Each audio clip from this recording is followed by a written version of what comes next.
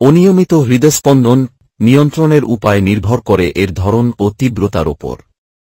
তবে সাধারণভাবে কিছু ঘরোয়া এবং চিকিৎসাগত উপায় রয়েছে যা অনিয়মিত হৃদস্পন্দন নিয়ন্ত্রণে সাহায্য করতে পারে।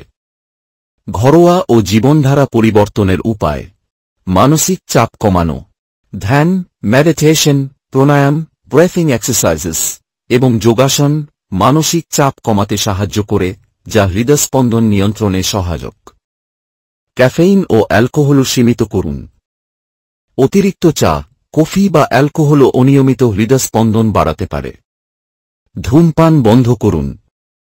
নিকোটিন হৃদযন্ত্রে অতিরিক্ত চাপ সৃষ্টি করে এবং আরিথমিয়া বাড়াতে পারে। পটাশিয়াম ও ম্যাগনেসিয়ামযুক্ত খাবার: কলা, কমলা, পালং শাক, বাদাম ও শস্য জাতীয় খাবার হার্টের জন্য উপকারী। নিয়মিত ব্যায়াম: হালকা থেকে মাঝারি ব্যায়াম যেমন হাঁটা, সাইক্লিং ইত্যাদি হৃদযন্ত্র সুস্থ রাখতে সহায়ক। তবে ভারী ব্যায়াম করার আগে ডাক্তারের পরামর্শ নিতে হবে।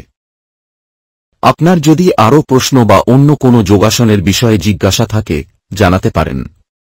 ভিডিওটি ভালো লাগলে লাইক, কমেন্ট ও শেয়ার করুন আর নিয়মিত আপডেট পেতে চ্যানেলটিকে সাবস্ক্রাইব করুন এবং বেল আইকনে গিয়ে ক্লিক করুন।